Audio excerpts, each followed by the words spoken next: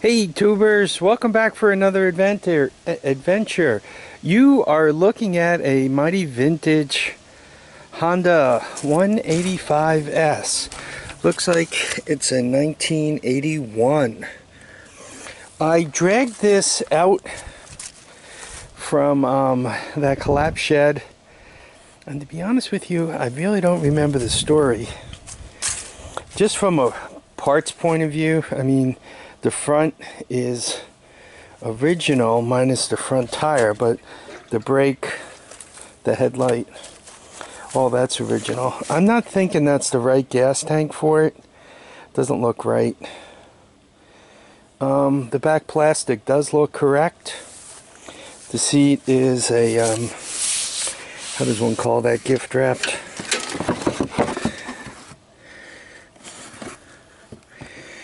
When I take the plastic off of some of these things, I almost expect something to be living in there. Yeah, this doesn't look like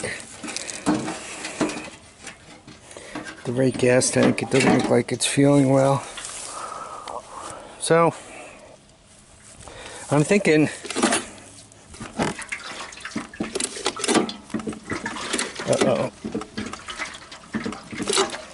I'm thinking we need to drag it into the garage and see what's going on with it. That might be hydrolocked, which means it got water in the engine. So I really want to do something with this before it has a real tragedy. Stay tuned. Hey tubers, so I pulled the plug out, and I'm not sure how well this is showing it to you, but it looks wet, as in water wet, as in not good. So set up the camera here. Maybe you guys could watch it. We'll give the string a pull. We'll see what it looks like.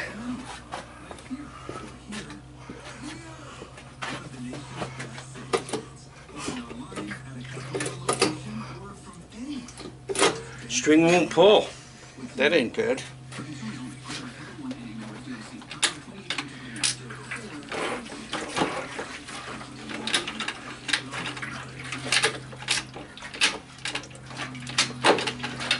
Sometimes if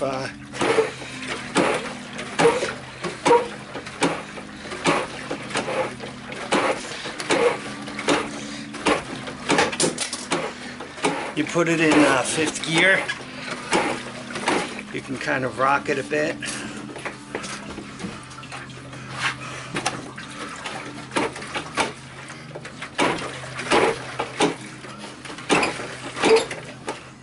Or not. That's not good. You're probably seized. So now I gotta get it freed up. Okay tubers, we didn't seize it up completely, it's just,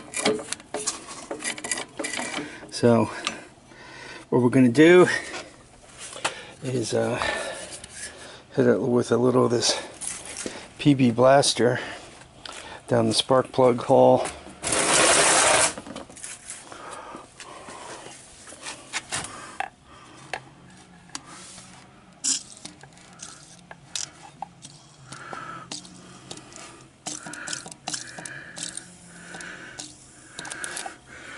All right. Then I'm gonna work this opposite. Kind of get it to loosen up a little bit.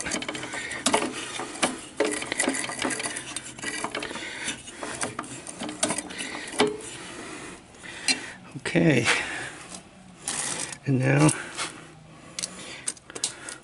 for the one-handed man to do his thing.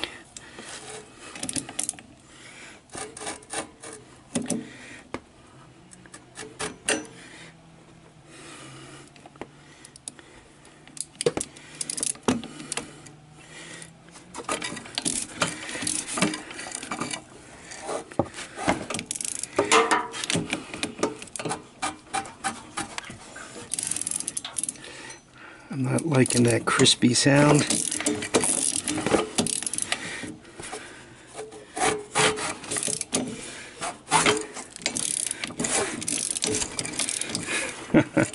Well, we got it freed up again.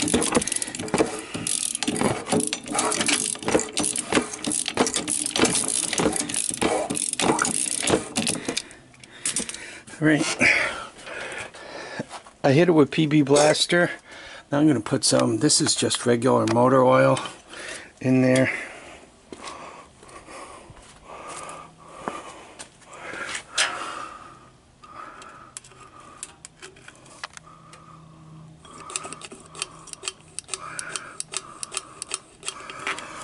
Alright, good. Alright, I'm going to spend a few minutes turning it over. Then we'll see what the carburetor needs and maybe we could get this rig started. Hey tubers. So what I did is I cleaned up the starter area. It was kind of rusty in there from being left out in the weather. I put a piece of tape. Right there is typically a little cable comes out and it does the compression release thing. This is not the right recoil for this thing. This is an older one and it's got the Emmanuel compression release there. Anyway, I put a compression tester on it just to see if we did any damage from letting it sit out, and it came in over 100. So this engine probably will start. As a matter of fact, we'll check the spark next. So we know the motor is okay on this thing. We did a compression test and the compression was alright. Next is the spark, and considering how much water got into the flywheel area, it's a good idea to check this. Okay, hopefully you guys can see that. Next is carburetor rebuild. I've shown you guys quite a few carb rebuilds, so I don't think I'm going to show that to you unless anything interesting crawls out of it. So see you in a few. Hey tubers. So we cracked the carburetor open and we found water. This is just, that's just some bad stuff there. I really got to get my storage situation straightened out, or I'm going to have my hoarder's license taken away. Carb is rebuilt. Recoil's on it. I think it's time for a cold start. Choke. I put gas in the gas line. Cold, cold, cold. Right? You can still see there's oil dripped all over the exhaust. And let's see if this puppy wants to start. I don't know, how much could you guys see?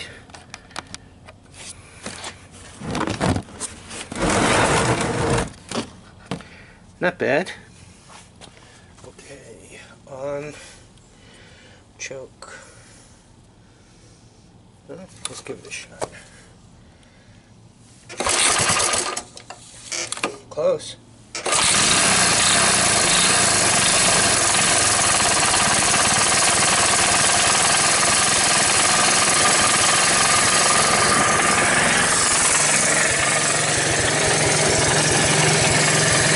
A little bit of cheek in here, a little smoke. Already turned the choke off.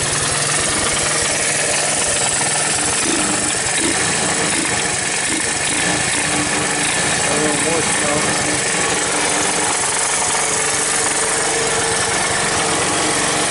That might calm down after it runs for a while. Headlight.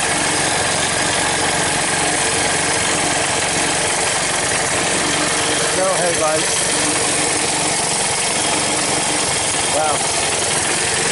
Smoking pretty good.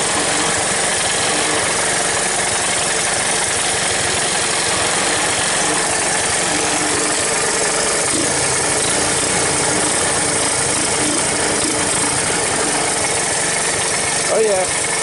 We got the smoke.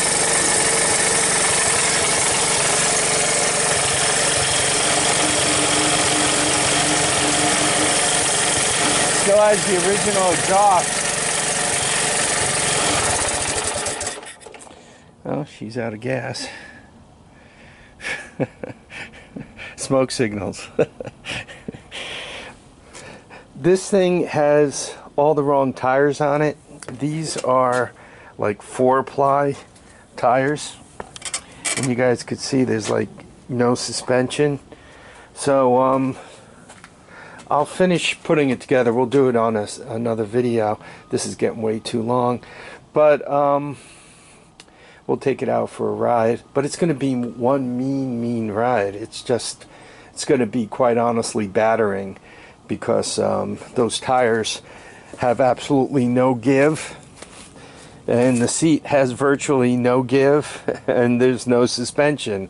So as one, you know, thwacks through bumps, or worse yet, attempts to jump it, it would be one mean ride. You'll get to feel all that impact energy right through the back. Yeah, this one still has the chain guard and everything. It's really in pretty decent shape. So next time you see this thing, and it'll be a separate video because we'll probably take it through the trails, and to do that normally takes, you know, 10-15 minutes, especially if we do both loops, and I don't want to edit to this. Anyway, I want to thank everybody for helping me out with this thing. Please remember to keep your feet down, your heads up, and get out and enjoy each and every day. Bye now.